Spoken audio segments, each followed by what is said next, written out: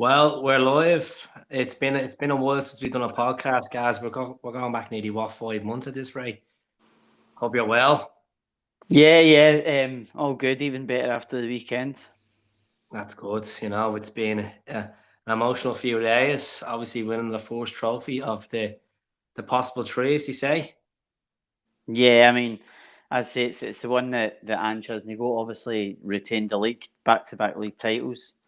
Kyogo loves the League Cup, double in the finals against Hibs and Rangers, and I thought the wee man was excellent on Sunday. What did you think of the game, the first half? Be honest. First off, I thought it took us a while. I thought we started off well enough. They obviously had a couple of chances, could have taken the lead, but I think once we kind of grew into it midway through the first half, Jota, who actually had a quiet game, was was lively at the start kind of thing, and then obviously when we got into it, and then obviously getting a goal just before the break, I think that's what killed them. Really, I think that's what floored them because I think if we'd went in level, I think there might have been bits, groans of frustration kind of thing that we weren't taking our chances. Obviously, Jota had missed, Kyogo had missed a couple of chances before he did eventually score. But great ball for the Aussie, right on the Greg Taylor, and then the ball crossed for Kyogo to tap in.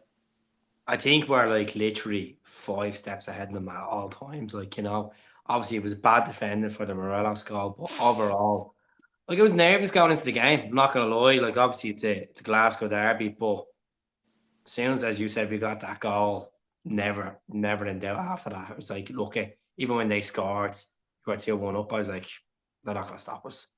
Like what I love about Ange is and backs it up by putting the responsibility on the players on the pitch, getting the results. Not this squealy fucker on the other side of the city thinks that he fucking is a well established coach, thinks that he fucking has everything. Aye. Has won a trophy yet. Has not won a trophy as a manager. And he goes on like he's the most experienced manager in the league and all this bullshit. I just think what it's funny because obviously when you look back to the first derby of the season when we won 4-0 and Van Bronckhorst was in charge. I think when you look at that, I think Van Bronckhorst at least had a bit of respect for the Celtic fans kind of thing. Whereas Michael Beale's came back to the club and I just think there's just something annoying about him. There's Oh, something 100%. really, I really just think irritating. I don't know if it's his accent. I don't know if it's his nasally voice. I don't know if it's just the way he approaches games. There's no humility about the guy. He's banging on about obviously the Partick Thistle Cup game. There he's banging on about how good a team Rangers are in terms of sportsmanship. He talks about integrity. Yet you want to talk you want to talk him about and his sport. team disappear. Him and his team disappear You want to before talk we about left the cup. sportsmanship, guys. Did even put our names on their on the On the jersey. jersey. I know. Like that's what As I that's say, the class. him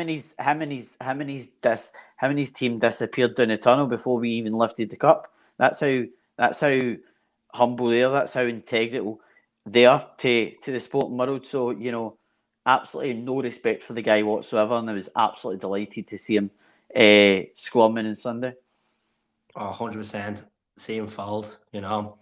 And where was Ryan Kent to be saying, what like they're the end of the day, our boys turned up. Alistair Johnson was unbelievable right back. Starfelt deserves a bit of recognition. Not like some fans Aye. still won't call it and give him the respect he deserves. But overall, one of the second half of the game, defensive shot from Celtic, very similar to Ibrox last season when we had to do a bit of hard work, got in there, and that's the most important thing. Like Kyogo, 24 goals this season. What is he going to finish on, guys? I mean, I definitely think he'll hit 30. Whether he'll get much more over 30, I don't know. Obviously, he's number one striker. We've not got Jackie Mackesser anymore. Obviously, the wee man, he's obviously playing back up to him. We've not seen a great deal from him as of yet. I think we've just seen cameo roles from him. He obviously started against in the game against Aberdeen at Celtic Park, am I right in saying? Mhm. Didn't get a great amount of service, I didn't think. But what I did notice is in recent games that we've started hitting that byline and getting the ball across the 6 yard box, which we've always wanted to see, because that's where your players like Kyogo and O are going to be in. That's where they're going to be mopping up for the goods, kind of thing. So obviously, Kyogo, as I say, deadly double again. Just a simple goal. It's just a ball, a weighted pass for Aaron Moy onto Greg Taylor for the first one, right across. Maida misses it and Kyogo taps it in. Second one, ball into Hitati, exact same ball across. Kyogo's there. Do you know what I mean? It's Distribution, his movement a bit as well. His movement is excellent, Kyogo's. 100%. Even like he didn't have to do all the tracking back in that game. Where he's Aye. just in the right places, and that's where we got it right with them two crosses in, and McGregor just like literally like oh shit, dive down, and it's well past him. Like I did, even I did, I did think McGregor was Rangers' best player in the park by a it, mile. but it just shows that we were just dominant in the game. Like it could have Yeah, been 5 or 6-1, and aye, it just feels as you said to me back in the summer. You feel like Andrew's going to be here maybe longer than Martin O'Neill. yeah, And some people feel he's going to go into summer. I'm still on the fence about it. If if a right club comes in, a big club, offer big money, he might go. But I think he's just enjoying the moment. He's just enjoying. You could see the passion he gave on Sunday towards the fans, which was I unbelievable. don't, I don't think he's gonna go, because I don't think he's driven by money. So I'm not buying into all this. A bigger club or a bigger league with more money. I'm not buying into that at all. Because I think for what I've heard him in the last week, and obviously done an interview on Celtic TV today with Jeremy McCulloch. Um, I just think everything that he says you can take as read, because he's already talking about Champions League next season. He's already talking about players that he wants to bring in the summer. He's already talking about. So he knows who wants to get rid of in the summer. He knows who he wants to bring in the summer, and he wants a proper crack at this Champions League next And year. it's exciting as well to see, like, regards to the transfer business, we're getting ahead of the game. We're tapping into the MLS, we're tapping into the J League, the K League, and we're using leagues that we haven't really used before. Like all just that always been decent so far. What we've seen of them.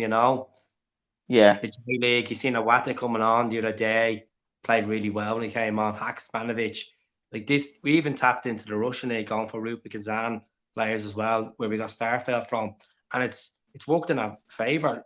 You're talking about getting them crosses in. Look at the difference with Greg Taylor this season. yeah. Even the tail end of last season, he's getting that, he has that confidence now. He's at the scoring a couple of goals as well, and this is a player wasn't Celtic caliber 2 seasons ago.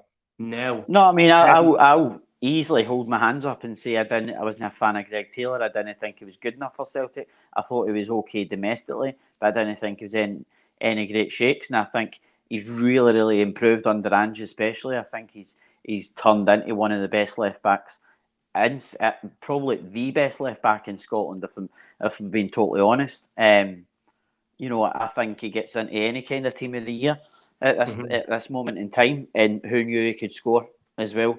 He's obviously banged in a couple of goals as well. So, but I think where the game was won in Sunday was probably through the middle of the park. When you look at right for Joe Hart's saves to no, he had a lot of saves, but for Even the Joe Hart's blocks, even handling crucial to blocks as well. Like, yeah, to Carter Vickers and Starfelt, I think there was something like 19 aerial duels won mm, in Sunday to Rangers 8 or something. So then you had Hitati and Callum in the middle of the park, absolutely sensational. Both of them. Aaron Moy as well, just never broke sweat. And then you had the wee man up front banging the goals in. So definitely through the middle. But it was funny because I was really confident all week. I was telling everybody we were going to pump them.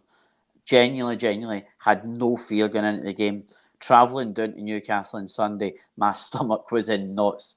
And then obviously, because it's a 3 o'clock kickoff, you're just like, get this game on, because what goes through your head then, if they're being so confident, is what if this doesn't go right? What if this doesn't go well right? What if they'll lift it? You're imagining name lifting the cup. You're imagining Beale being smug and getting a lift, get into the final few games of the league kind of thing. So, but once the game kind of kicked off and we got our feet on the ball, I was like, it's absolutely fine. And then obviously Kyogo scores, place goes mental, and then, we get that goal on the hour mark as well. You're going back to the League Cup final last year, the Passionate and Kyogo, a full-time replica, absolute replica. Here's what I'm going to ask you, right? Now, majority of people are probably going to say the second game, but I'm going to ask anyway. What did you enjoy more, beating them or the Hibs game? Oh, beating them. Trophy. Beating them, even though hands down. Trophy. I get where you're coming from. But the two finishes that Kyogo doing against Hibs were magical. Absolutely magical. Listen. In terms of goals, in terms of quality of goals, the Hibs goals absolutely top trump the Rangers goals, because obviously the Rangers goals are just tap-ins. But it's more about the build-up, probably, for the Rangers goals. It's more about the build-up, the passing move. I think the second one, I think, was 9 or 10 passes in the passage of play before. It was just, and that's how easy the game is. It's just Aaron Moy, perfectly weighted ball through, Hatate, first time right across the goal, and the wee man's there. That's, Jackie Marcus must be pulling his hair out over in America. But where was that crossing? When he was in the team, we never done that. We never put the ball in the 6-yard box. We never whipped the ball across goal where he would have been. So, we were always trying to kind of score the perfect goal when he was in the team. And now, because, he's not in the team, I think definitely beating them in terms of the occasion is much better, because obviously any cup final that you beat them is much better. But in terms of quality of goals, just be a quiet Monday as well. We don't have to deal with that shite. Aye, as well. But in terms of quality of goals, definitely the Hibs game. Definitely the Hibs game. I thought the Hibs game. I was more nervous with the Hibs game than I was with the Rangers game. I really was. I just don't know, because it was Andrew's first trophy. Hibs were obviously we're getting a new manager at the time. Yeah. I enjoyed the game, obviously, on Sunday, seeing his face, seeing them walking down the tunnel, our fans going berserk, and just passion. It's just, even they were tap-ins, but as you said, it was the lead up the goals, even towards the end of the game, the counter-attack football we were playing, we could have shredded them. We should have put them right in the ground. I thought the pitch was pretty poor. Still. No, I was going to say to you, I recognised that in the first 20 minutes of the game. The passing, it was real sluggish. It was like you could see the ball bobbling. Too high. You could see the ball bobbling with passing. Aye. And I thought, although it didn't look probably to the naked eye, when you're watching the game, it didn't look as bad as it did in obviously the semi-final against Kilmarnock, and their semi-final against Aberdeen. But when you look at it, it's just like, it's still bad. And I think that's probably part of the reason why Haksabanovic missed that chance, because when you watch it back again, the ball obviously goes past, I think it's Goldson, runs past him, and then it's like, you can see the ball actually bobbling, and he can't really get it under proper control. And I mean, he should still get it in target. I think the Matt O'Reilly one, I just can't believe he tries to give McGregor the eyes and put it in the other corner. But I just think you've got to put a bit of height in that, and because when we went 2-0 up, you're thinking, let's bury them, let's absolutely smash them.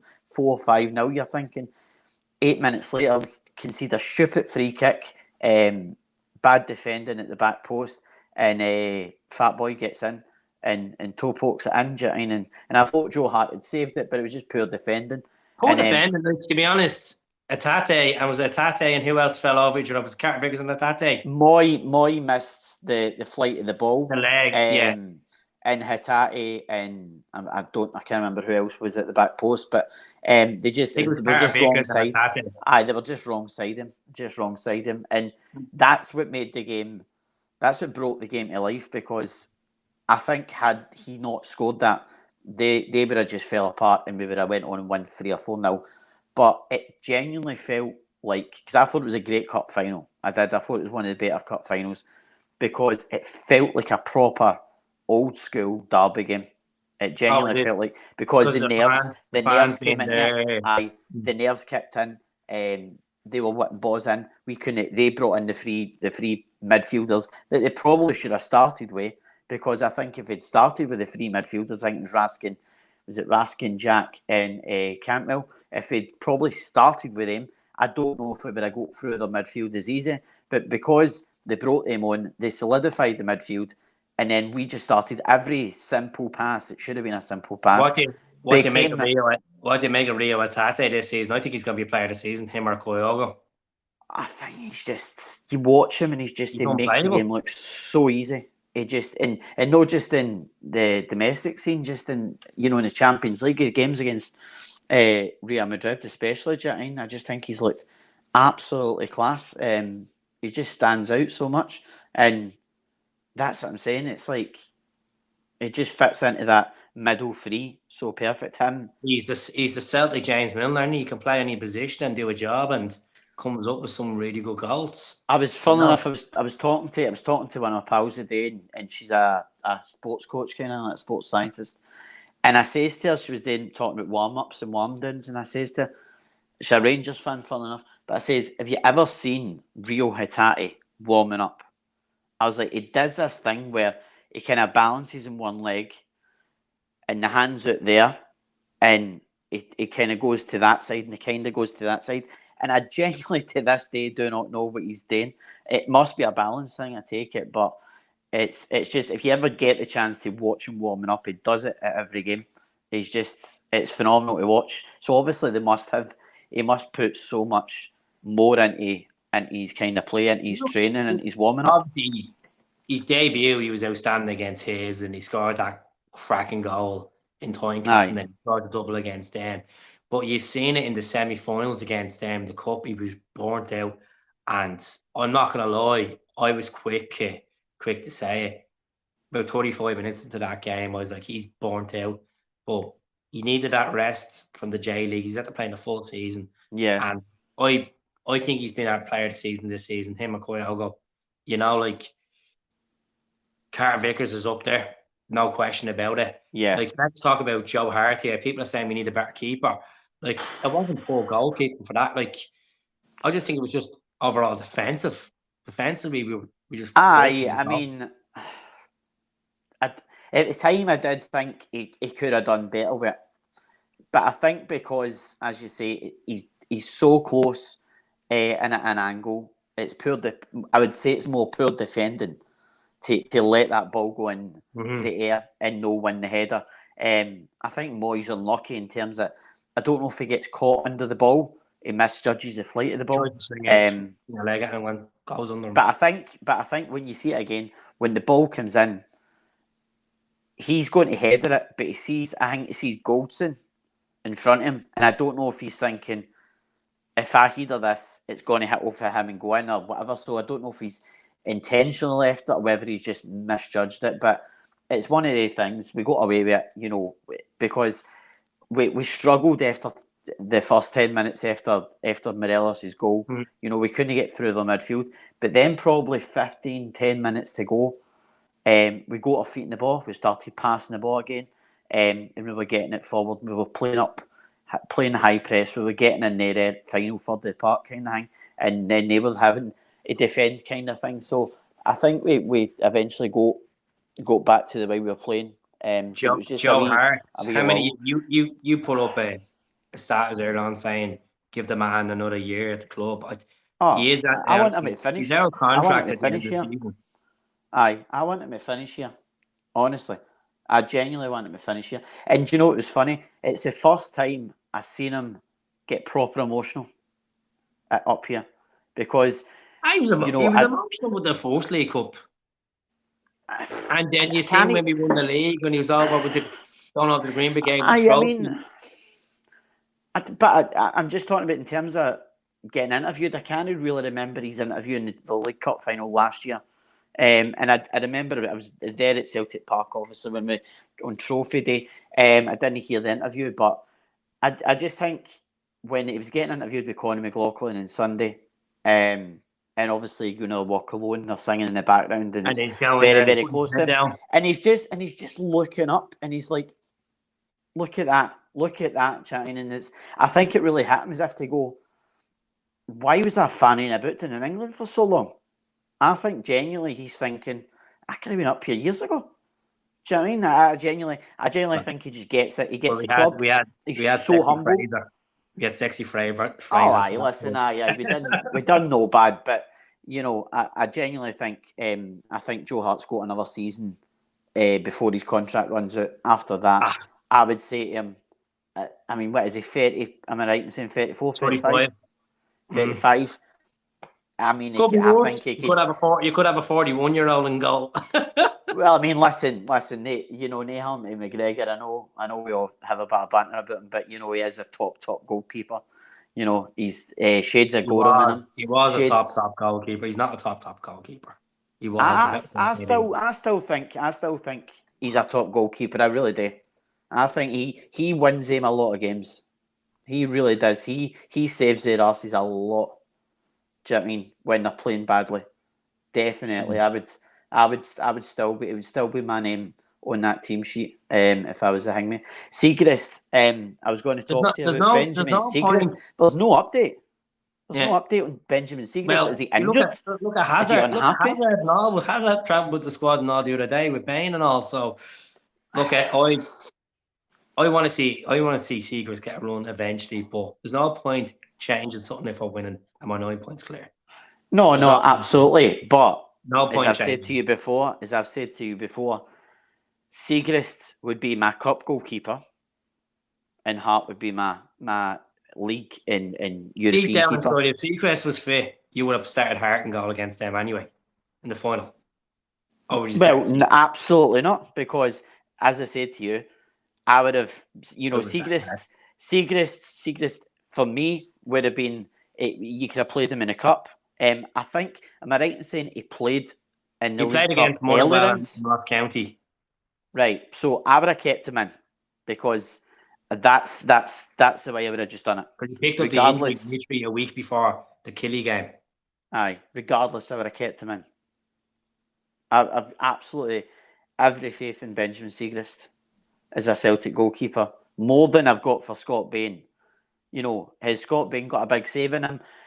Probably they're few and far between, but I don't trust him as much. The only thing I like about Scott Bain is he can play with the ball from the back. He's actually pretty good with his distribution, and not a lot of people talk about that. Have we seen him play that kind of style, that far out your goal, like Joe Hart does? I mean, Joe Hart really does. I had my heart in my mouth at one point with no pun intended, but I had my heart in my mouth at one point, I think, because I think it was early on in Sunday when not in that game. I haven't. With regards to, I've seen Joe Hart obviously playing at home, but it was nearly at the corner flag at one point, and he passes it to the defender, and then it doesn't run back into his goals. He just kind of saunters about that space, and I'm like, get back in your goal. Do you know what I mean? Because it can go so wrong. And I can't imagine Scott Bain playing that style of football. I can't imagine him being that far out his box. I think he'd get caught out a lot. When's the tricolour jersey coming? Hopefully they will go down that road with that design. I know Madrid are going to go with the tricolour kind of Adidas stripes, and Man United as well. There's talks of Bayern Munich are going to try bringing it in their colours as well. But see what Adidas come up with. Like, obviously, Adidas have got rid of the writing under the three stripes on the breast. So I don't like the new badge. I don't like it as well. I think it's real cheap and tacky. I think it looks fake. Yeah. I think it looks fake. And I think when you look at it, funnily enough, Adidas are really, really pleased with Celtic, I think, because obviously I think the green and black away jersey has now sold out twice. So it's gone, whatever they're bringing out, it's gone great. And they could have bring it out with long sleeve, but he didn't, because we're not an elite club in some standards for them. I don't really like long But sleeve jerseys. which I would contradict because you bring out that jersey last season, the training top, well, the remastered 2006 Adidas top, and then they're obviously have to bring out the top today. Well, it didn't Aye. release it, but it's obviously in the windows. Celtic. So yeah, I don't know why you say McGregor's a better keeper than Joe Hart. To be honest with you, that's fucking madness talk. Who said that? Um, this guy that comes on thinks, well, look, he's entitled to his opinion, but no, No, I think he's a top goalkeeper, but I still think Joe Hart's the best goalkeeper in Scotland. I mean, he's obviously, the top Craig, goalkeeper, guys. I, Why is Steve Clark not shouting in his ear, getting him to come out of retirement for Scotland? because he's what 40, I think he's 40 Yeah. years of What age. about Craig Gordon? Craig Gordon's around that age, but he obviously has the injury. Well, the difference being Craig Gordon's. What age is Craig Gordon? I think Craig Gordon's 39. Is he? Could be 39. I didn't think he was as old as that. I thought he was about 36, 37 maybe. I'm wrong, but I genuinely did think that Craig Gordon was the best goalkeeper in Scotland before he broke his leg. Ah, Obviously, he's been out for a while last season. because he's been doing it for club and country purely based on that.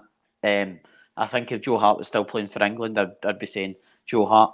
But I do think Joe Hart's obviously been the best keeper overall this season purely because he's played more games.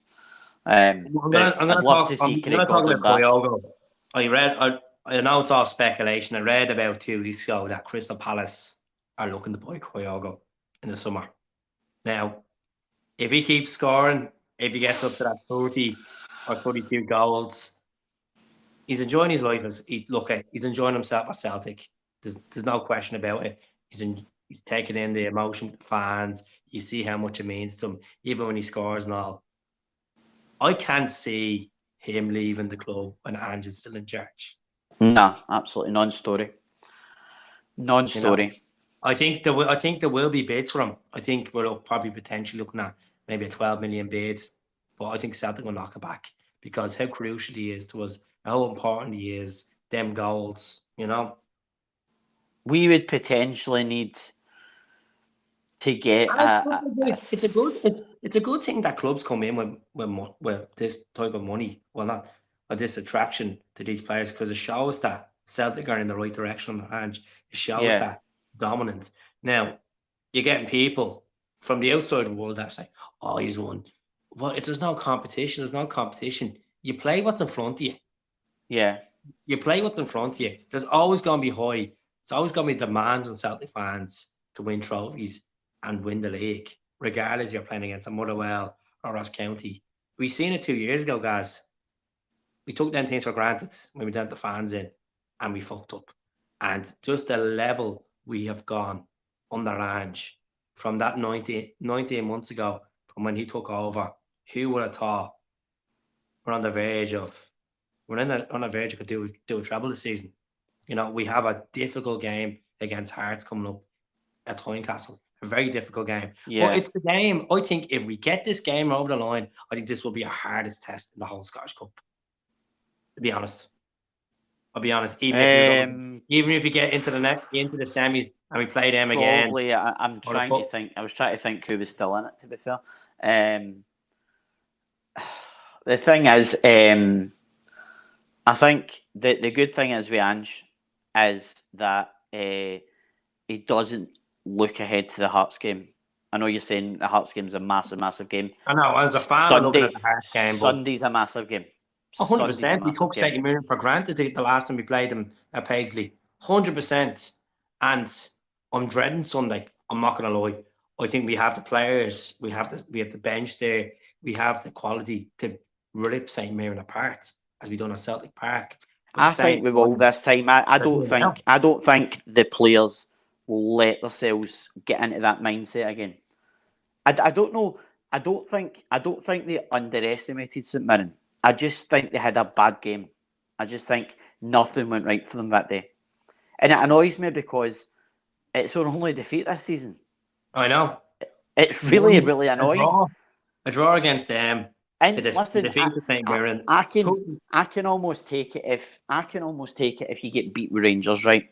Because it's just one of the things. It happens. But to lose your only game, what we played 26 games, to have only lost once, and for In it all to be like a, competitions, we played I 32 games in and domestic football. for a team like St Mirren to have beat us so comfortably, is really really annoying. But it's not the typical St. Mirren where they're fighting relegation and they got that jammy win No, again. listen. They're going great guns now. Do you know what I mean? They're pushing for Stephen Robinson European has been place. playing some really good football. Yeah. The good thing is obviously we have beaten them since. So it's not like that. We're looking back. That was the last game we played them. It's a case of we have beaten them at Celtic Park already.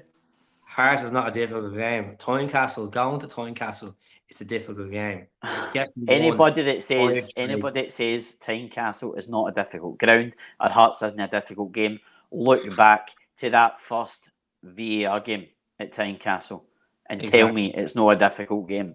Because I'm not saying we were lucky that day. I thought we deserved to win. We worked hard to get what we done.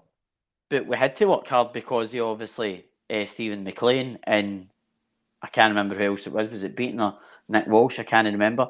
But I just think it was just no. I'm talking about the refereeing and the VAR. That was the first VAR game. The James Forrest chipped it up or something and hit their player's hands. Aye, Michael Smith. Michael Smith handballed it. And then there was just bad decision after bad decision that game. But as I say, it's a really tough game. I'm really, really looking forward to that. But as I say, I'll look more forward to it. I'll look more forward to it after the St Mirren game. Let's talk about the fixtures coming up. So we have St Mirren. We've got Hearts in the league. We've got Hibs. We've got Hearts as well. We've got Hearts 2 games in a row in the league and the Scottish Cup. Then we have Ross County and then we have Rangers. We still have to play Rangers twice. Yeah. Possibly 3 times, obviously, in the Cup. Hopefully. Possibly 15-point gap. Well, listen, that's what's annoying because when you look back to that St Mirren defeat, we really should be sitting 12 points clear with 25 plus goal difference. So, I just think, as I say, looking ahead to the games, first things first. Let's get the win against St Mirren, and keep that gap at 9 points because, by all intents and purposes, they're playing at Ibrox on Saturday. They're not going to drop any points. You need to be in that mindset of they'll not drop any points. So you just need to look after your game, and I think we will look after our game and win pretty comfortably. I think it'll be 3 or 4-0 in Sunday.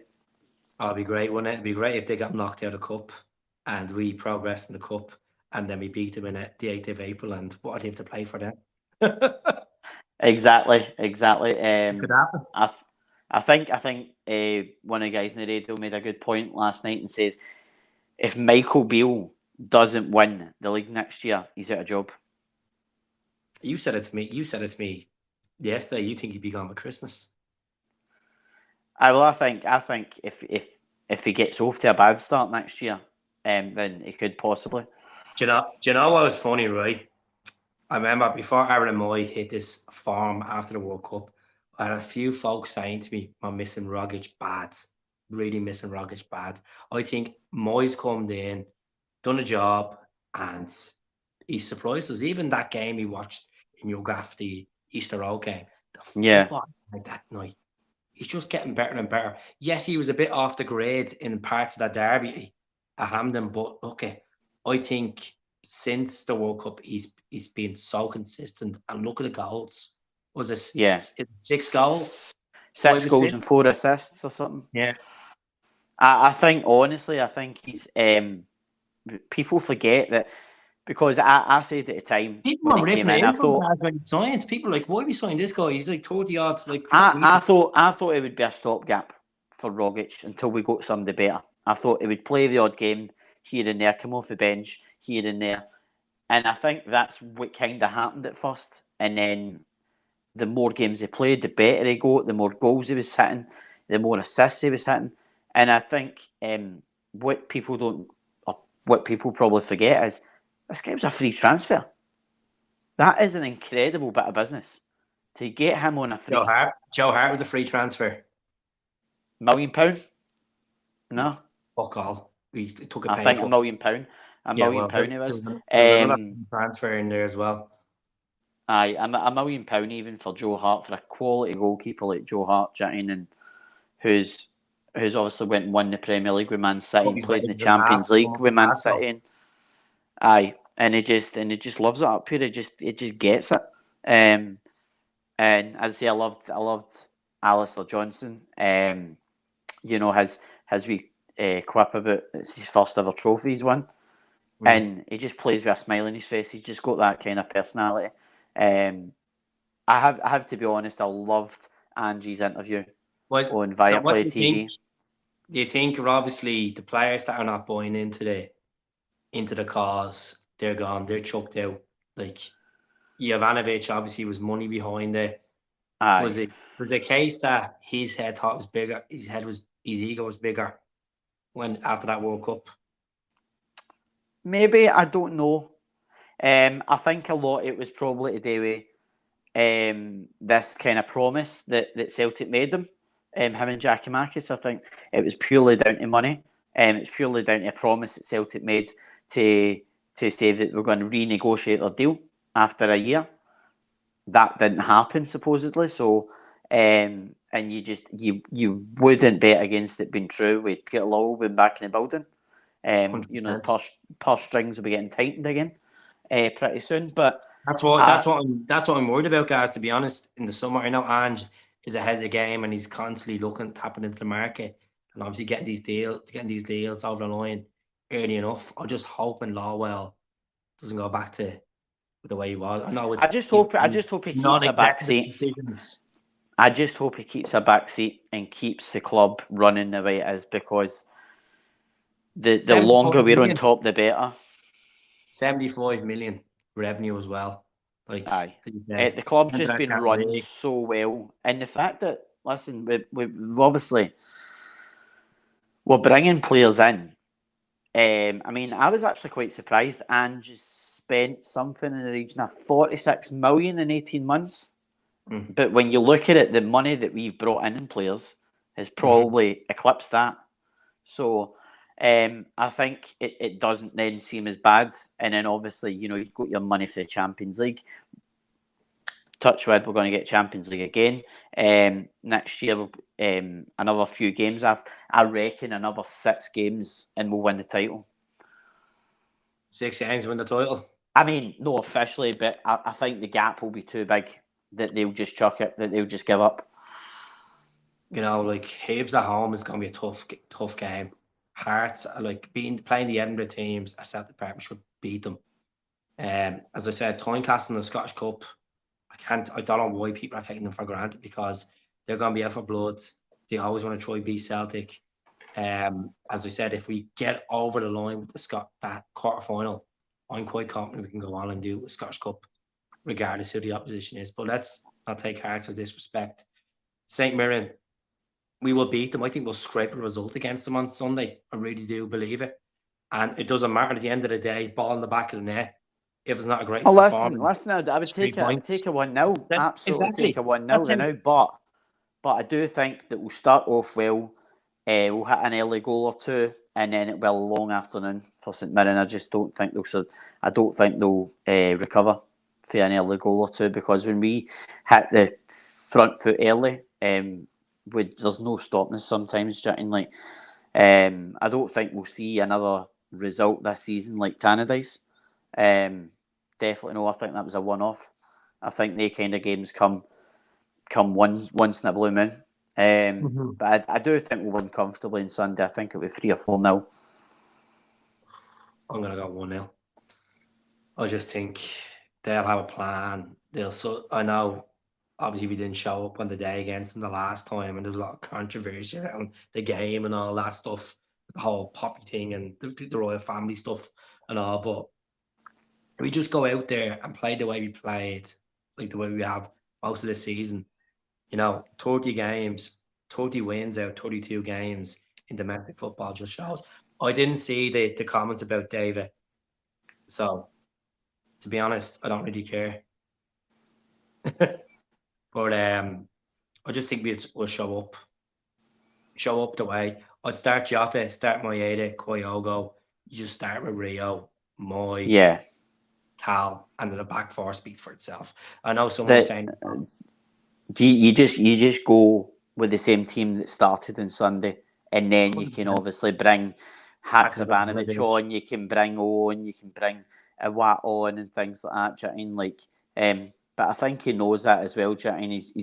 He's very, very humble, and when you hear Ange Postecoglou speak, that's what I'm saying. Like I was on, I think it was one of the Leeds forums or something a few weeks ago, and there's genuinely no because we were talking about the Ange scenario, and obviously this non-story that kept rearing its ugly head and things like that, and people are making stories about absolutely nothing. No Leeds fan was thinking or talking about Ange Postecoglou. So this is just drummed up by the media, and printed every single chance they get, every single mainstream media. He'd be linked again with another two Premier League jobs before the end of the season. Oh, absolutely. But I mean, I don't know if you've seen was it the Australian podcast of the radio that came away with this. I've got it in good authority, and this guy's always right in X, Y, and Z. That Ange Postecoglou is leaving in the summer, and it's going to be for Leeds. I think it was a couple of years later they announced Javi Gracia as the manager. I was like, that's basically what you've got. That's basically what you're up against. Do you know what I mean? So, no, I don't see him leaving anytime soon. I know. I don't see him leaving too, but I'm going to ask Gaz this question. I'm going to ask you this question. I'm not storing up for the leave. I don't want him to leave. I'm enjoying having a top manager like Ange at the club where we're getting our business done early. He speaks well. He doesn't buy into that into the media. He gets a message across, and we all feel calm, the man and being in charge. My question is to you guys, is he good enough to take the Liverpool job if Klopp was to leave? If Liverpool came knocking at the door? I think he's good enough to take most jobs in English football. Even Chelsea knocked at the door?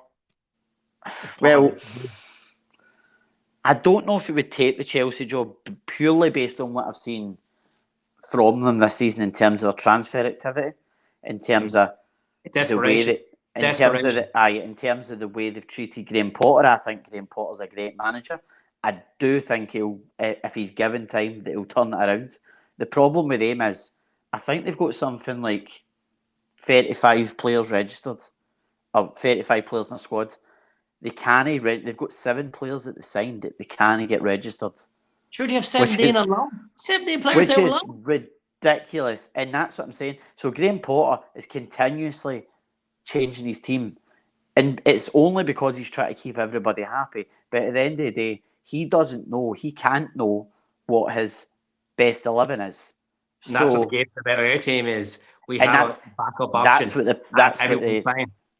And even to touch on Eddie Howe in Newcastle, that's what's been good for Eddie Howe, because Newcastle don't have a massive squad to select from. So every player that's kind of playing week in, week out are fighting tooth and nail for each other, and it's very much kind of the same up here. We have a kind of, I know he likes to kind of the only one that's not really getting in there is Bear the Bay, because Greg Taylor is actually outstanding. Taylor's having the absolute season of his life. Exactly. He's untouchable. And I hate when people say, would you not change this? Would you not change that? You don't change something if the player is fully fit and we're on a winning run. You don't change. Absolutely. And I genuinely have not seen anything out of Bernabei that I think your Celtic class. I don't think he's got it. He's had a couple of decent assists in. That's about it. Don't think he's got it. Taylor's fighting for the badge. I think we'll genuinely be looking at another left back come the summer. I think he'll probably be looking at a left back now.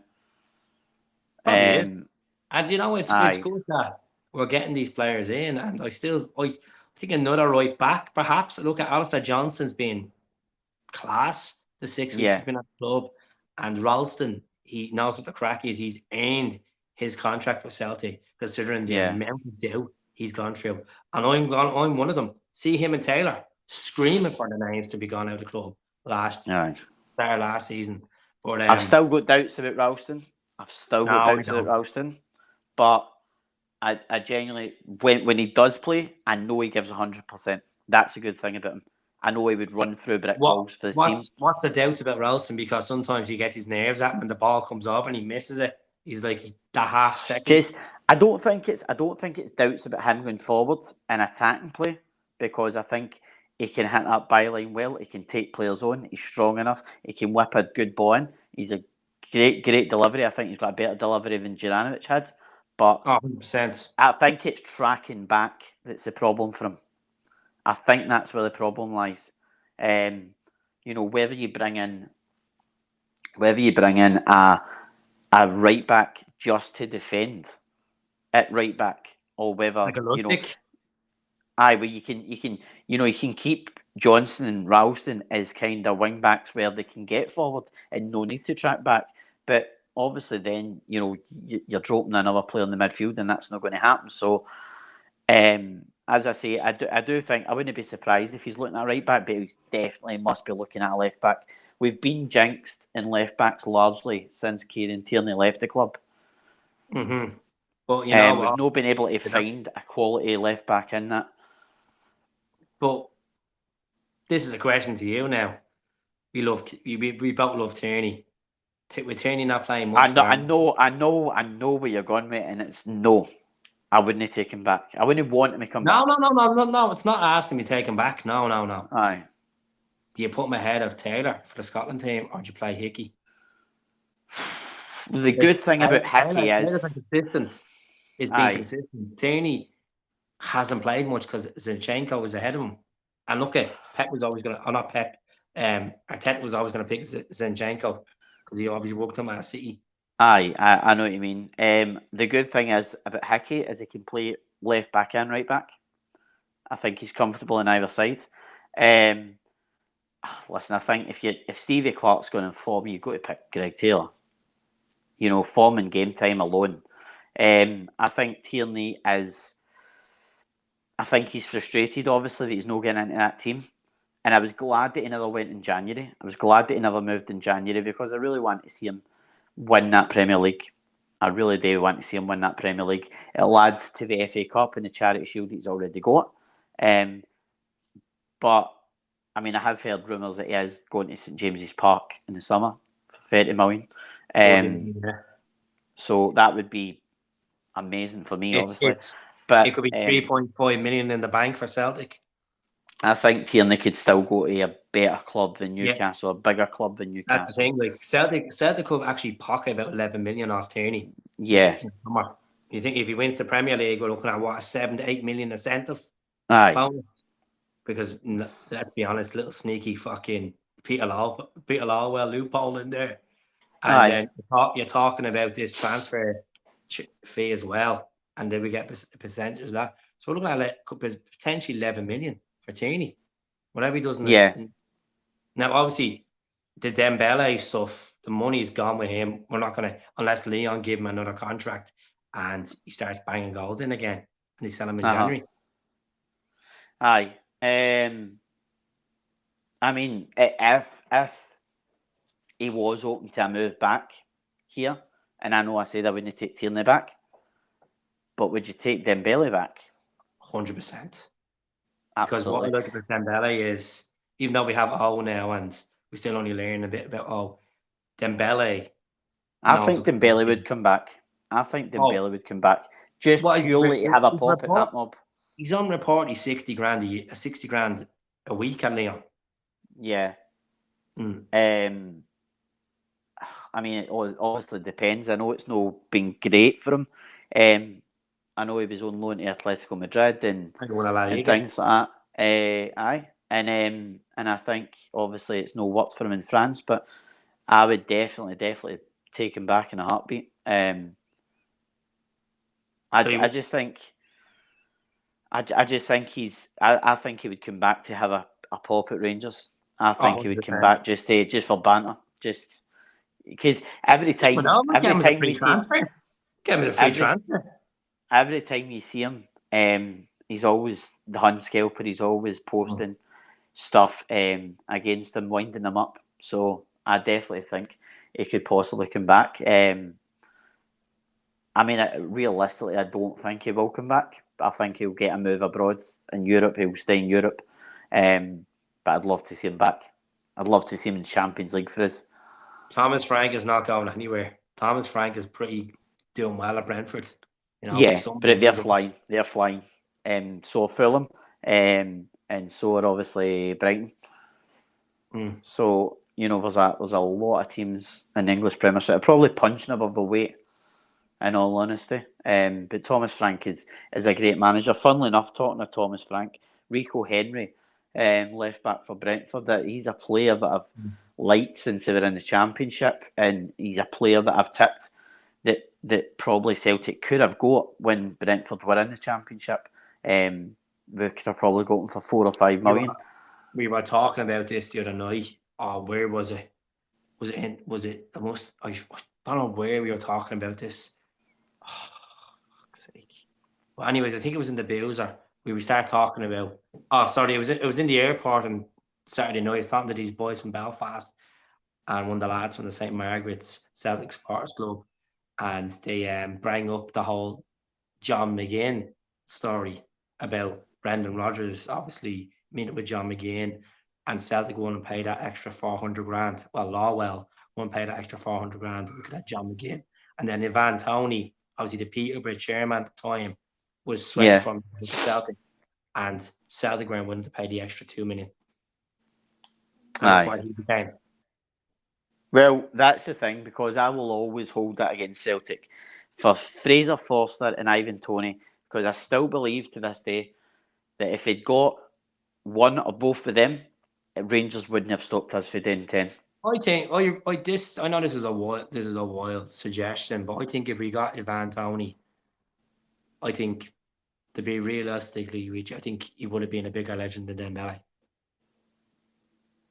The goal, Um, it's hard to say. It's hard to say if it came up here and been prolific against Rangers, then yeah, absolutely. he went from Um, League One. He went from 35 goals in League One to top goal scorer in the Championship, and then went to but the Premier League, and he's absolutely bossing it his yeah, second season.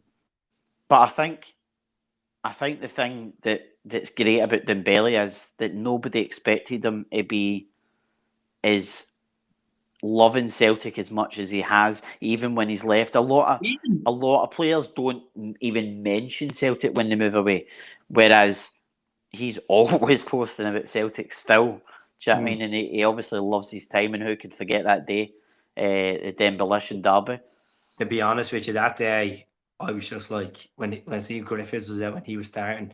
I know you were saying to me at the time he scored against Astana a couple of weeks before, or a couple of days before that. But I did have my doubts. I'm not gonna lie, going into that game when he started, and then you got that obviously that header, you Yeah. know, unbelievable. Listen, Absolutely. I can remember. I can remember I was watching a game in London, that day, and I can remember waking up and hearing that Griffiths didn't make the squad. I thought, no, because you're thinking it's sink or swim time. Do you know what I mean? Because how different things might have become if if we'd lost that derby and he hadn't scored. Obviously, I know he scored the penalty against Astana midweek. I was there, and I can remember being. I think it was sitting quite close to the tunnel. I'd never been that close to the tunnel, and I can remember shouting at the players, "Go and scalp this mob in Saturday." No, and we did. Do you know what I mean? Like, it's one of the better games, but we scalped them a few times under Rodgers. Ah, Even at Ibrox, even at Ibrox. I just loved it when Sinclair scored against them. Aye, aye. Sinclair loved it. Helen Flanagan still loves it up here.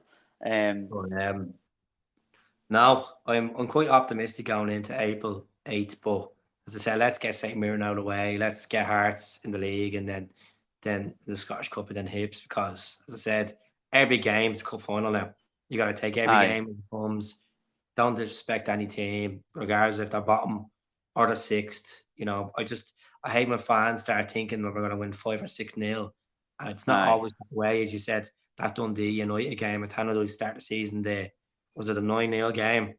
yeah, I felt like, I'll be honest with you guys, I felt like at the end of that game, I felt like we could do this again and again in the league, yeah, because I think there was indications of that when we played Dundee FC aye, the season before, when we hammered them. Was it 7-0? yeah. I think so. 6 or 7-0? Kyogo got the 6-0, I hat-trick. think. Aye, But 6-0. how far does this team go, Ange? How far are we talking? We talking the treble, and then he just plans for the Champions League next season. And I know people are saying he wants a good crack at the Champions League, but what's a good crack at the Champions League? What is that? Hoping we can get out of the group Getting at the group last stage, and 16. then getting at the group stage and trying for the first time to win a knockout game in Europe. You know, in the Champions League. I thought we played really That. well away from home in the Champions League this season. In the 3 games. Well, Yeah, obviously Real Madrid was a different level, aye. playing against the best team in the world. But like, I You see thought what he done against to Liverpool in 70 Mm. minutes. They scored 5 goals against Liverpool at Anfield in 70 minutes. So, at aye, least listen. at least we didn't concede what was it, 7 goals at home. True. But no, I think for Ange, it's all about winning a league every year. Maybe adding a wee cup here and there, and making that Champions League, and then if you can get out the group stage, then you put everything into trying to win that.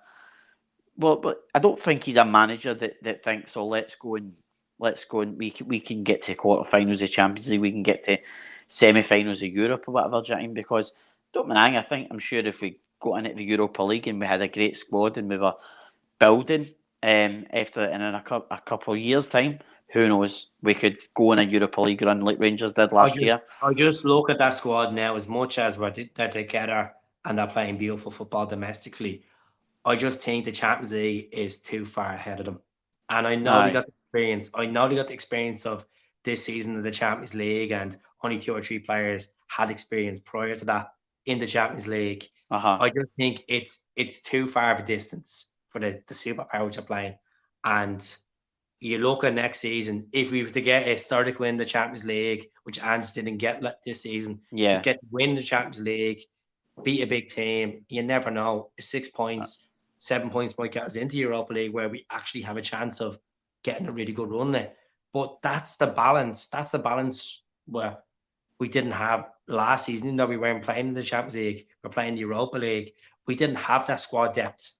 Now, with the aye, squad that we have next season, if we keep what we have now and add to it in the summer and get rid of the duds, like even the ones that are coming back, clear them out of the club, you could say to yourself, right, I trust O'Reilly playing O'Reilly on Sunday.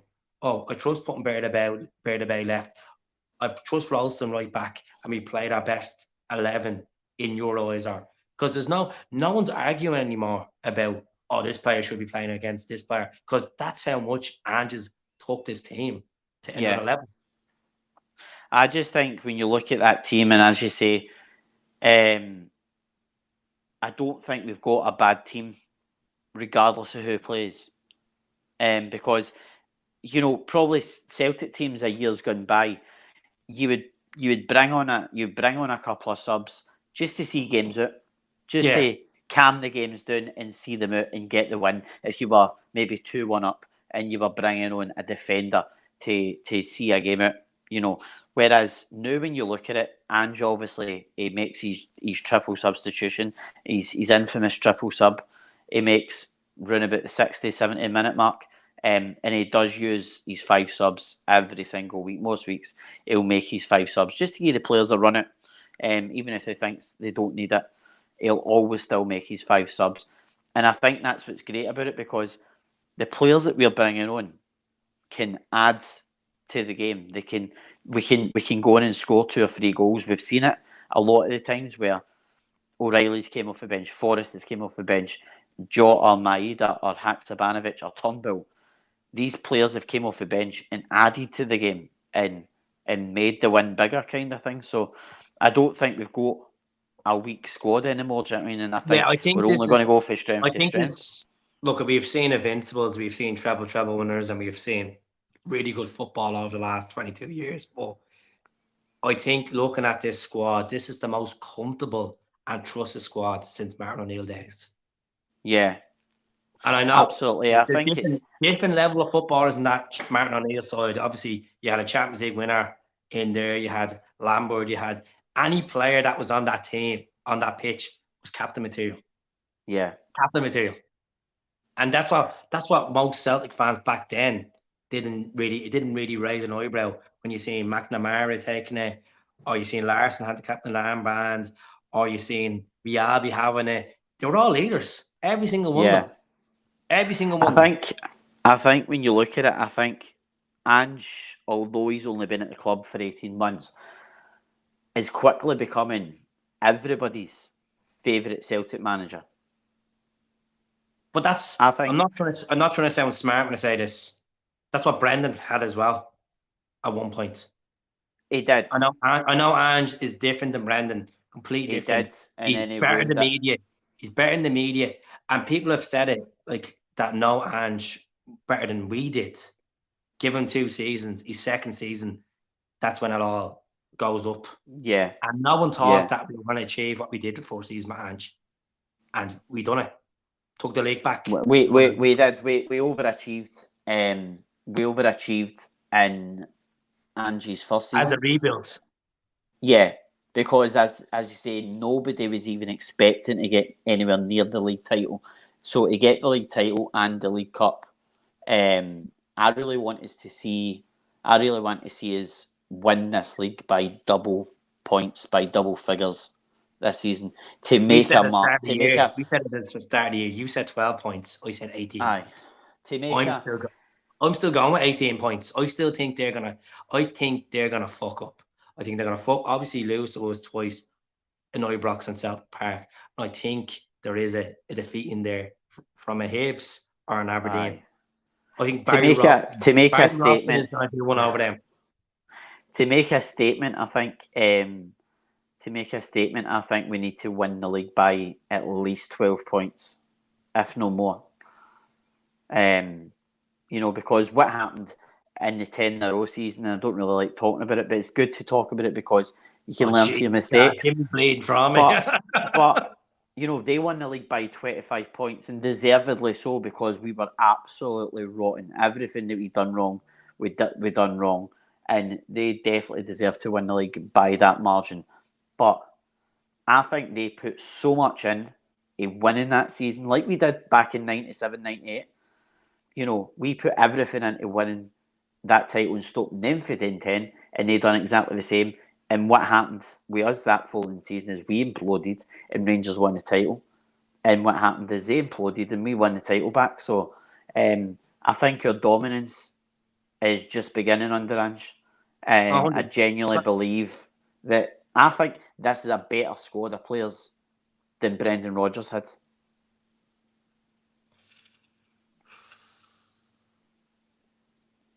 I would agree with you.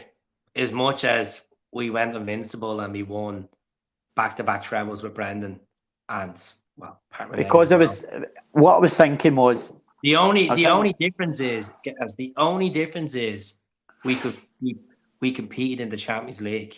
Yes, we had aye, some decent games away this season, but against Man City, particularly, even against Borussia Mönchengladbach in that group, we aye, played well in the first season with Brendan in the Champions League.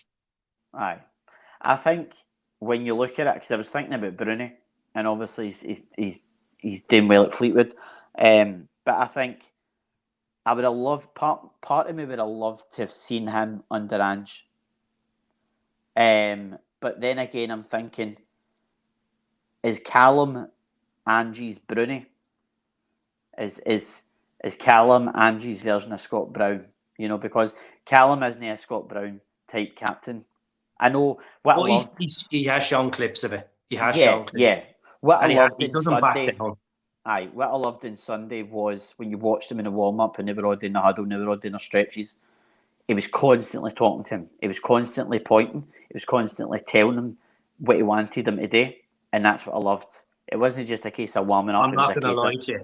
I'm not gonna lie to you. See, when they were coming out on Sunday, I got that vibe. It bring back memories of remember that time you were playing them before they went out of business, and Brownie standing there in the tunnel of Celtic Park, and you can see them coming towards him from that angle. aye, It bring up that kind of build up emotion with aye, Cal. I think okay, you praised him to be you tipped him to be a good captain.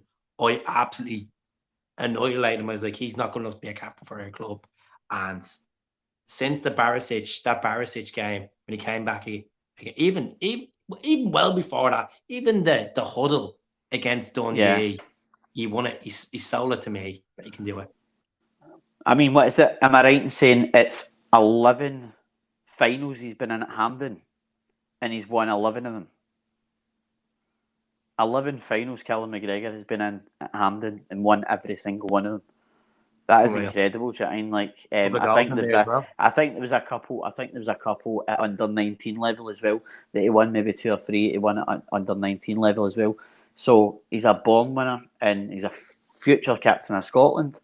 And I don't see him going anywhere. I think he could beat Celtic potentially for the rest of his career. 100%. I don't think Callum McGregor is going to go anywhere. I don't think Forrest has got that in him as well. I think he's at Celtic for the rest of his career, however long that may be. I don't know what your thoughts are on Forrest in terms of Well, he James is a wasn't part of 3-year this. deal. He wasn't part of the squad on Sunday. I take it he was injured. Because I don't think Ange is that kind of guy that would leave him out at an occasion like Could have that. been injured. There wasn't much talk about it, but I thought Abada played well when he came on. And to be honest with you, going back to Abada, there was contact. Even though he looked like he died, there was Behave, contact. behave, There was contact. And behave. what about McGregor and Kyogo? Was the contact there as well? No, not enough. I think when you see it back again, Kyogo clearly falls.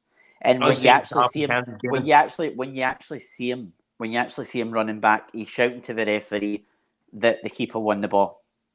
So he's that kind of player where he'll always be honest. And I think he knows what he tried today was he tried to lift the ball over McGregor, whereas I think he should have probably tried to go around McGregor.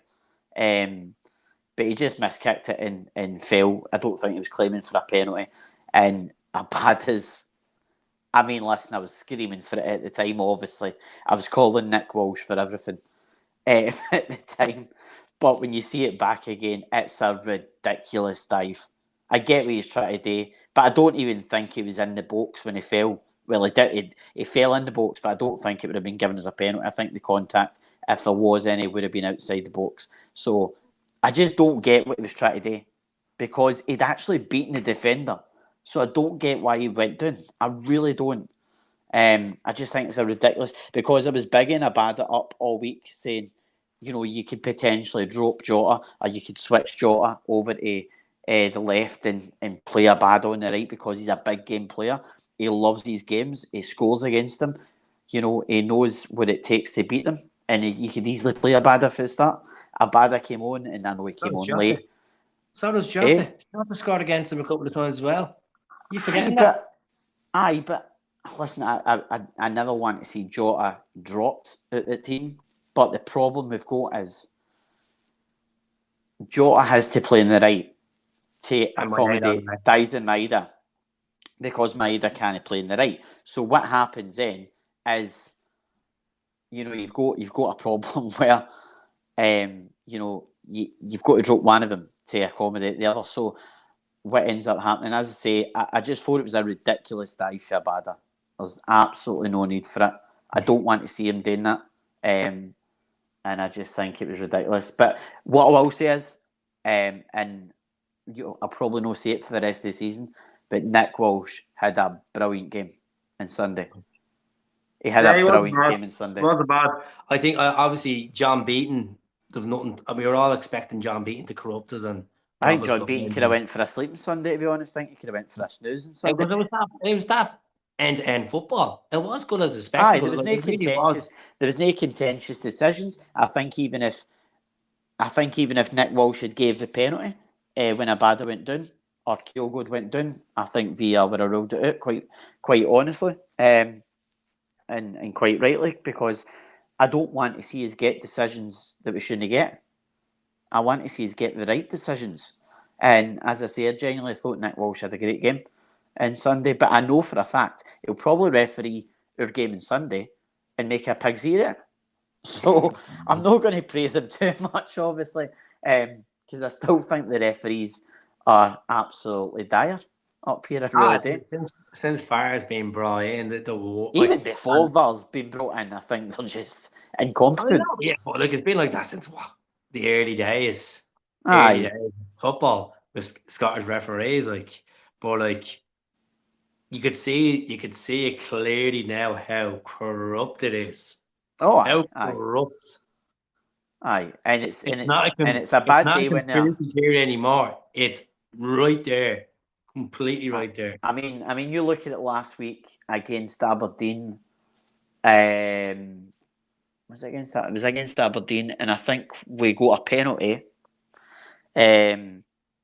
Because was it Hatate nipped across or Maida nipped across the defender and And got John clipped. was going to take it, and then Aye. they read him. And obviously they reran the replay, and I'm like, he's offside.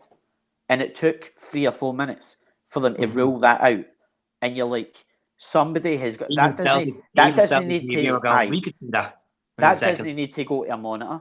That needs to be somebody in VAR just to go to the referee. He's offside, no penalty. You know, because, and that's what I'm saying, like, every decision's getting scrutinised with Celtic, and it's taking 3 or 4 minutes at the game. So I genuinely think we need to get to the right decisions, because we don't want to just start getting penalties for nothing and free kicks. And well, we can't give free kicks obviously in VAR, but you don't want to see players get sent off. I thought that the sending off in the cup game against St Mirren was harsh. You know, I thought, to be honest, I didn't think it was intentional. I think it was just unlucky. I think the penalty would have been reward enough, kind of thing. Do you know what I mean? I did think it was a penalty, but as I say, I'm hoping for no VAR drama on Sunday again. It was quite nice, actually. It was quite nice just watching a game without VAR being involved. We're still in the back of the mind. That it's because you're always expecting it. You're always expecting something to happen. But at the end of the day, they weren't good enough. Pure and simple. They had 2 shots in goal, 2 shots in target. And I think Sakala, who has actually done the damage against us recently in recent games, probably bought into the occasion too much because with all this, the other mob. He doesn't know what that means. And funnily enough, we were talking about it in the radio and they were saying, who's told him that? You know exactly who it is. It's Callum McGregor who's taught him it. Do you know what I mean? Definitely McGregor's taught him that, told him to go out and say it. Because when he said it, he actually laughed as if to go, he knew it was a wind-up. But do you know what? I loved it. I thought it was brilliant because I thought you need more of that in the build-up to these games. You need a wee bit of needle. Obviously, you don't like seeing what happened in the morning in the final. You don't want to see fans fighting outside the ground, but that's part and parcel of what this game is. Do you know what I mean? You wouldn't get that down in England. You wouldn't get that at Manchester derby or a Liverpool derby. You wouldn't get that. I just hope we get them in the semi-finals. Let's get through Hearts first. I hope we get them again. Well, listen, I mean, I'm going to Florida in the 3rd of June, Cup final day. So I definitely want them in the semis. I want to get past Hearts and get them in the semis because then I know we don't get them in the final one way or another. Do you know what I mean? So I will be absolutely pig sick if we get to the final against them and I can't see it. I will be pig sick, honestly, because I'll be up in the air somewhere. I'll be in my holidays. But no, as I say, you know, first things first, obviously, St Mirren, let's take care of them on Sunday, then look forward to the Hearts game. I'm quite disappointed that we've not got a late kick-off against Hearts. Because I do like a Saturday night 5:30 game. 12:30 kickoff. Was it 12:15 or 12:30? Quarter past 12 on Viaplay. These Viaplay, I swear to God, what are they up to with these weird kickoffs? Do you know what? I love the fact that Emma Dodds was trying to cheer her face up on Sunday, and she was raging. Did you see Ali? You could just tell. Ali? Brilliant. Said, do we give you a piggy bank? I give me a lift. Give me a lift. Can you give me a lift back to Celtic Park? And you know what? I didn't even tipple. It was a dig. I didn't even tipple that it was a dig at the time, because of the whole Leeds United thing. But I thought Ali McCoist was brilliant. I love Coisty. I really do. I genuinely think he's one of the best commentators or co-commentators out there. I think he's absolutely class, and he's so humble as well in defeat. And you can tell he loves Ange. You can tell he probably does. Same as Barry Ferguson. He just wants to get. He wants to get rid of him. Around Gordon's track, did you? He like gave him a bear hug, and he like took him off his feet. But did you see Gordon Strachan a couple of weeks ago saying to Ange, "What have you done with Gavin? He's lost a stone." Aye, lost a stone in weight. No, as I say, he's so humble. When you listen to him, when he talks, you just listen, because he's one of the guys you could listen to all night. He's one of the managers that just gets it. He knows football, and he's so good with the press. I just can't believe how good he is with the press. Aye. I mean, listen, just like, my God. That's what was brilliant about it, because he told it like it is on Sunday. Do you know what I mean? Like, they were saying to him as if he was going to be like pure hyper and pure over emotional, and he's like, no, listen. He says it's relief, because imagine the pressure that's on him to deliver. Never mind a back-to-back League Cup titles, but to beat Rangers in a final. Do you know what I mean? When they're on the form that they're on. And that you wouldn't have heard the end of it. God help us all. If he'd won that cup on Sunday, the papers would have been constantly full of it. Do you know what I mean? And then it would have gave him a pure lift. The Mole Messiah's out. They're going to win the treble. They're going to win the league. All this malarkey. It keeps him under the rocks. Do you know what I mean? It keeps him silenced for another wee while until the next one. So absolutely delighted that we got the win. I would have loved to have pumped them 4 or 5-0, but. We comfortably won, in my opinion, despite the scoreline. Well, it's the League Cup trophy staying at Celtic Park, and so is the league title, and we're going to add to that hopefully. Aye, as I said, It's very hard not to think about a treble. I know it's putting a lot of pressure on the team, but you look at what we're against regards to them. We should win a treble. Like, it's in our hands. We have. Look, Hearts are going to be up for it. St. Mirren, all these teams are going to be up for it. They're going to try everything to stop us and close this gap. But I really believe, maybe 5 games time, guys. You look at the running, could be 5 games time, maybe could have this title won. Aye. And by that time, you'll have played the quarter-final. Hopefully you get through that.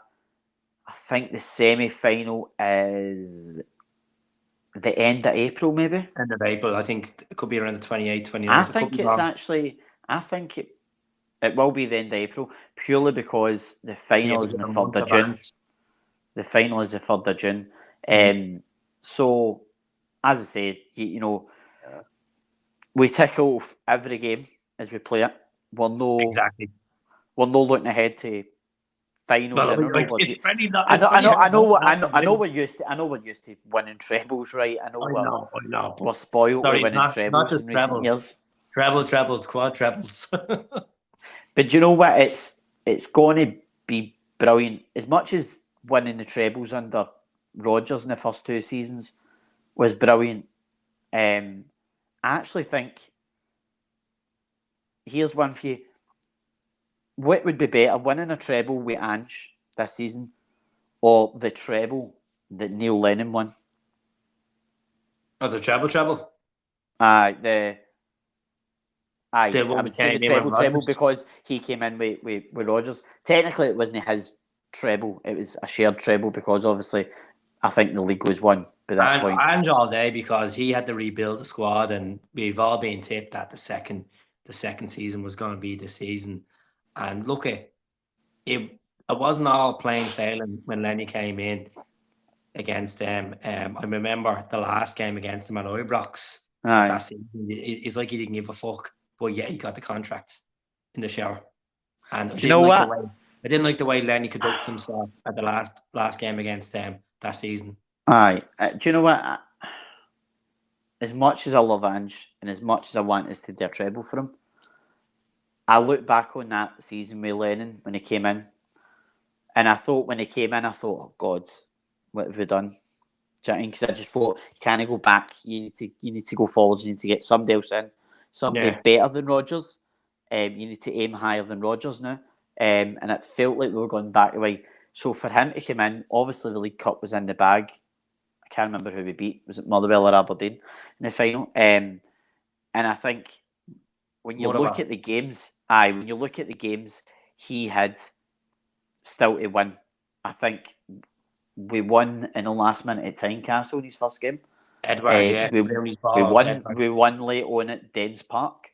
There was a few games where they scraped by. I think we beat Hibs in the Scottish Cup at Easter Road, which was funny because he'd no long left Hibs. He had no long left Easter Road, so that was funny. Literally played Hearts on the Wednesday night, Brendan left on the Tuesday, and then we played Hibs on the Saturday in the Cup. Both trips to Edinburgh. And we won that one, and obviously we go in and just that emotion. I'll never forget that game at Hampden in the final against Hearts. We'd went 1-0 down. I think it was Ryan Edwards that scored, and then obviously Edwards scores the 2 goals, and I can just remember Lennon's his emotions, his reaction at the final whistle. You know, looking at the heavens. I think it was probably in tears at that point. And he just couldn't believe it came in and done the business and won his 2 trophies, and delivered a treble, and then obviously went and won the treble again. Talk about that second goal, Lustig's header to get that bullet header. Every muscle in his body went into that header. Because when you see it again, I think it leapt about 3 feet off the ground. You know, at the halfway line, and just powered the header through. And Edward does what Edward does and just dinks the keeper, do you know what I mean? And the rest is history. But no, I would honestly say that treble is one of my favourite trebles, purely because the way Rodgers left us, the way Lennon came in, nobody expected him to do it. And I think he came in and everybody was just like, please just win the league. I think that was it. It was, forget Scottish Cup, please just win the league. And the fact that he delivered both. Mine is the forced treble all day. First treble was great. Beating Aberdeen 3-0 in the League Cup, then scalping them, and then being invincible, and then going on to beat Aberdeen, the Rogic goal.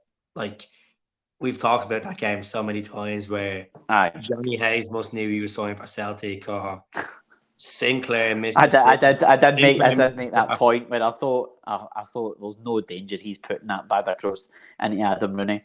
He missed it. But that's an iconic image. You know, years from now, that image of Tom Rogic grabbing the badge, rain pouring down, that's going to be an iconic image of Celtics for years to come. Absolute years and years. And that's later, what you're going to look at these players, like the way that we praise Martin O'Neill's team. You're going to look at players like this in the next 10 to 12 years, of the Rogiches, the Sinclairs, you know, Scott Brown is always going to be in there. Callum McGregor, as you said, was it 12 wins at Hampden in finals? Aye. I'll tell you what, Callum, I loved his celebrations on Sunday because he went off himself and was just giving it fist bumps to the fans, and he was giving it big licks, and it was I think it was pure relief that they'd won it, because obviously he came out, I think, was it on the Saturday? I think he came out the Friday of the Saturday and responded to Sakala's comments and says, you know, we're humble when we win, we're humble when we lose. You know, we play for each other, and we don't. Not like some teams are humble walking in. We do our talking on the pitch, and I think it was pure relief that he'd seen it out. Do you know what I mean? And so absolutely delighted for him. He's a phenomenal player. And somebody made a good point last night at the radio. I think it was Mark Guidi made a good point. He says, listen, see if Callum McGregor was Spanish or Portuguese, every club in Europe would be talking about him. Every club in Europe would be talking about him. But it seems to be because he's Scottish and he's only played for Celtic that nobody realises how good a player he is. It just what he annoys does me. for the team. It really annoys me because you got Jack Grealish that went for 100 million Aye. from Villa to Man City, and you got to see Callum McGregor was a better player for Notts County than Jack Grealish was this season. I think Callum McGregor's won the got Player of the Year. Aye, I think Callum won Player of the Year. They were begging for him to stay. They were at one point. There was reports that Notts County were going to put 2.3 million in. They didn't really have the money. They were only coming up as a club. Aye.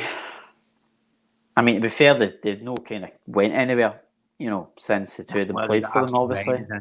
Yeah, they went. But there is a great photo of the two of them, and I think it's in the purple and green kit or something. It's purple and yellow. It's crazy to think that the two of them were. I mean, they were only obviously young boys at the time. Do you know what I mean? Because I think am I right in saying that was about 10 years ago, 2013? Oh yeah, it would be 10 years ago because it would have been 30 and 40. Then Ronnie came in. Aye, and as I say, the rest is history. He's just for the amount of games he plays, he's just. Oh, what was it? We're looking at 406 games now. Aye, and that's what Ange says. Ange says about him. He says he could play another 400 games. Would he beat Bruni's I think he will. I mean, I can't remember what Bruni finished on. Was it 600 and something? 612, I think it was it? 612? I think he'll see that out 100%. When you think of the games that players play in a season now with European football, with cup football, you could be playing 50, 60 games a season. Nowadays, if you're a top flight club, like a top club like Celtic, you can easily play 50, 60 games a season, which equates to about 4 seasons or something. So, he's definitely got that in him, 100%. I reckon he could reach the 700 mark. Was it Billy McNeil was 700, wasn't he? Something like that. I can't remember off the top of my head, but he'll definitely. I think he could easily reach the 700 mark for Celtic. Could correct me, folks. I think was Billy McNeil 724. Could be wrong. It was there and thereabouts. It was there and thereabouts. But as I say, like he's just flawless, absolutely flawless. Honestly, Paul McStay in the 600 mark as well. He would have been. Obviously, Paul McStay, one club man. He would have been. Wore this jersey. People love this jersey. But no, it's just there's so many players that you would love to see in this Ange team that's probably played in the last 10 years. Do you know that? I mean, I'd still love to see Sinclair or Jota. Jota. I love Sinclair. I really love Sinclair, but Jota has just got this affection for Celtic. He's got an affection for the fans. I love these dancing. Or Lustig? Lustig. Passion for Lustig. Lustig. Absolute. Oh, just love Lustig. Dembele or Kyogo. No, I'm talking about Dembele when he's Hunskelpen or Kyogo. Well, that's difficult. I would probably just plump for Kyogo. Hatate or Armstrong? My favourite. Hatate. I think Armstrong's a quality player. You know how to get a ball through a phone box. I think he could. I think somebody says last week. He could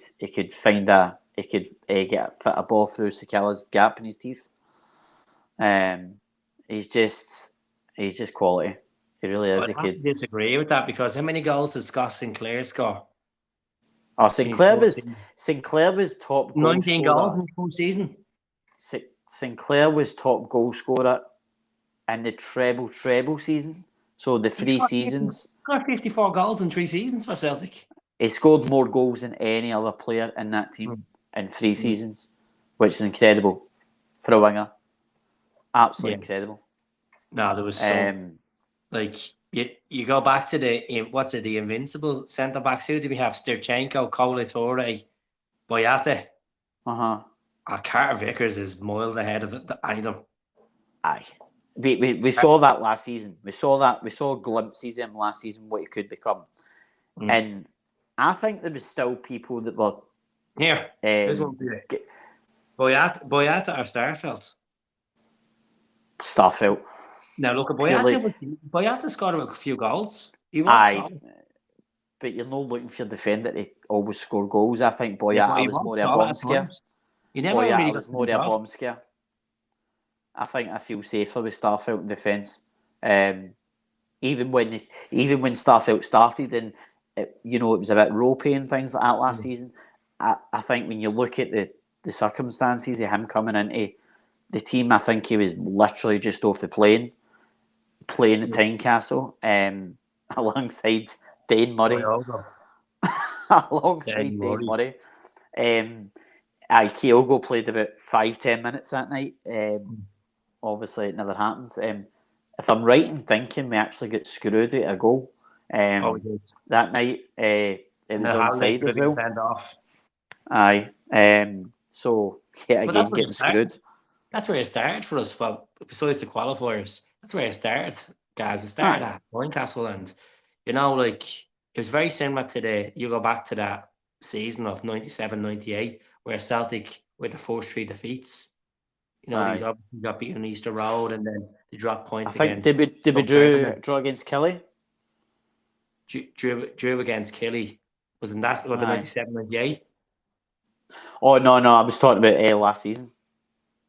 No, Kelly were against Kelly. It was Livy beat us. Livy beat us, Hearts beat us, and someone else and it was it Dundee? Dundee, we dropped points. Sure. Dundee United. I'm not sure. People were writing Ange off.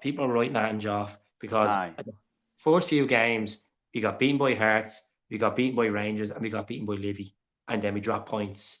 We dropped points to Dundee United at home, and then people were calling for his head. By the end, was it 1 each? I think it was 1 each we drew with Dundee United. Yeah. But do you know what? Like, I think you need to hit rock bottom to realise what you could potentially lose, Jane. So I genuinely think, as you say, we quickly found our feet. Then Kyogo got his first hat-trick for the club against Dundee, I think, at Celtic Park. We won 6-0.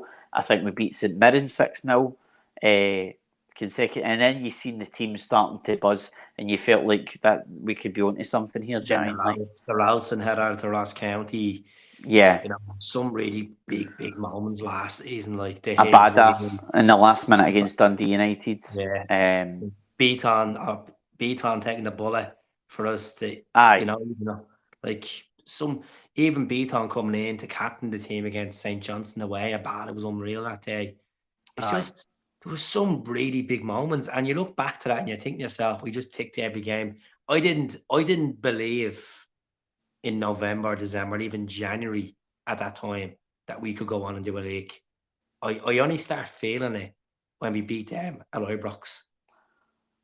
I had doubts in the first season when we drew at home to Livingston 0-0 and Giacomakis missed a penalty. And I felt like it was... felt like it was 1 step forward, 2 steps back. I felt like we were just getting close to them and then shooting ourselves in the foot.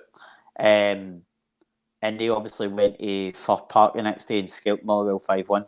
And you just thought, oh God, here we go. And as I say, it didn't really kick in until we beat Dundee United in the last minute at Celtic Park with Abada. And then we played Rangers and beat them 4-0. And was it 3-0, 4-0? 3-0. It's was it 3-0? So it was, sorry. I thought we got a 4. It must be that many times we scored 3+ goals against them at this rate. We have beaten them 4-0 a couple of times, to be fair. So I know it was. That was just an incredible night, and we just did not look back. Do you know what I mean? We didn't look back after that. Was it? We hit the top, and then obviously we started brilliantly this season. So we're really motoring, and as I say, let's just take the games off one at a time and see where we are next month. You know, at the end of March or start of April, see where we're at. Grant. Right, folks, we're gonna go because Gaz is getting tired. I'm getting tired. We could talk Celtic all day. I'm gonna start doing the podcast more on a weekly basis, get more people on. But do have a look at Gaz's page on Facebook, the Celtic Appreciation page. They're on Instagram as well, so do give them a like and a follow. It's not that hard. The Celtic FC Appreciation page, and every like is crucial. But thanks very much for everyone that watched. And if you're only you get to see basically the pre-recorded this. Thanks very much for watching as well. So take care, folks. Speak to us all soon. Cheers, guys. Cheers, mate.